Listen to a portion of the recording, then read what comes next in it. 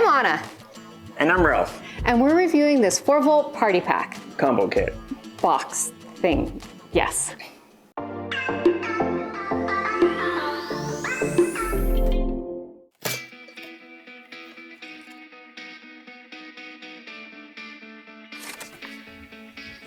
If Ryobi's asking for a review, of course I'm gonna deliver. The kit comes with 2 4-volt lithium-ion batteries and a USB-C cable for charging, but it doesn't come with a power brick, so you have to supply your own. But if you're like us, you probably have like 12 of them laying around, so just grab one of those. And you can't charge the batteries if they're inside a tool, but each tool only takes 1 battery at a time. The indicator light flashes green while charging, and it's fully charged when you see a solid green light. To insert the battery, twist off the back cap and slide it in.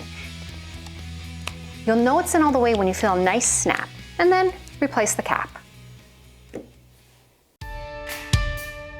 The glue pen uses mini glue sticks, the ones that are 7 millimeters, and it comes with its own stand.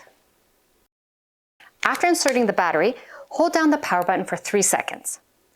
The indicator light will flash green for about 30 seconds. Once it's a solid green, the glue's ready to use. Hold it like a pen, and then you dispense the glue by pushing down on either of the gray tabs on either side. I find this a little bit awkward, but Ralph thinks it's so comfortable.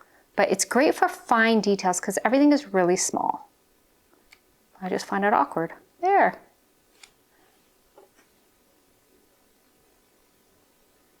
The pen is really convenient because it's small and cordless, but I do find it a bit awkward to use, and it drips a lot. Like, there's a lot of waste with the glue. So my other glue guns that are more like guns, I find them less drippy, but it is convenient. This is the power cutter, and it features a self-sharpening blade, which Ryobi states will cut through cardboard, plastic, rubber, leather, and carpet. To operate it, you have to depress both the handle and the top button simultaneously. Release both of them and it stops working. Now while using this, if you remove your thumb off the top button, it'll continue to work. Now my main interest in this tool is to see how it cuts through cardboard and plastic. So let's give it a try. We've all bought items that come in these impossible to open plastic packages. Let's see how the cutter handles this thing.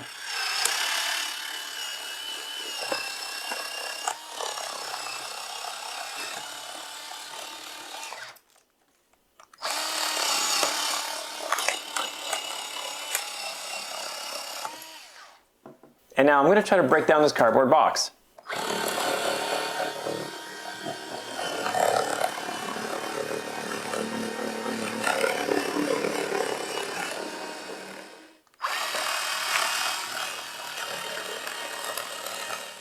Now I really do like this tool. It makes breaking down cardboard boxes and opening up those impossible to open up plastic packages much easier.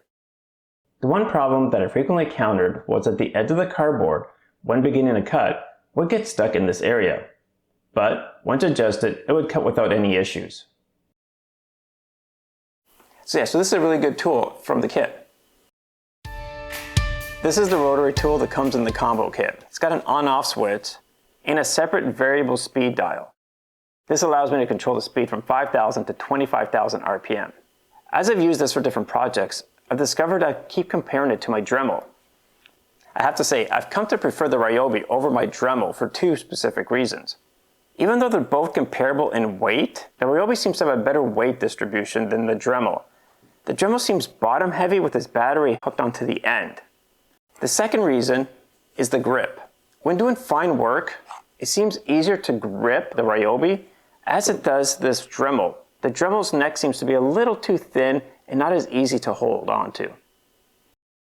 I've also found that all my accessories for the Dremel are interchangeable with the Ryobi rotary tool, even down to the wrench to tighten all the accessories. The last tool in this combo kit is what Ryobi refers to as the world's first cordless power carver. I don't do any wood carving, so I'm not sure how I would use this. If you use this tool for other than wood carving, leave us a comment and let us know. The power carver does come with 3 tips or blades. One is flat, one is curved, and one is V-notched. Inserting the blades is quite easy. Once you loosen the end, the blade just slips in and then you can tighten it with the included wrench. To use the carver, you first switch it on, then angle the blade into the wood and apply a small amount of force to activate the tool. Now I played around with the 3 blades and found it easy to use and handle. I'm sure this could be a handy tool for anyone interested in wood carving, as it gives you cordless freedom for your projects. This was not a sponsored video. We bought this kit with our own money, and I think it was money well spent. Now I picked up the kit at Home Depot for $150 Canadian, but I've seen it online at Home Depot in the US for $120 American.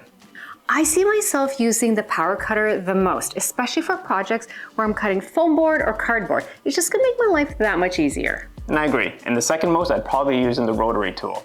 Well, that's the end of this video. Thanks so much for watching. Remember to like, subscribe, hit the notification bell. And if there's any part of this video that you have a comment on, don't forget to leave it down below. And we'll see you soon with another project. Bye. Bye. Happy smile? Yeah. And remember, back straight, chin down. Because remember you said the one time you had your neck up like this, you're like, why am I looking with my neck up like that? You didn't like it. Don't be a goof. You can say bye too. Was it okay? Yeah. All right. Are we done? I want to do it. Do you want to do it one more time or is that Okay. good? No, we'll do it once more, just for fun. You get to edit all this. Tool.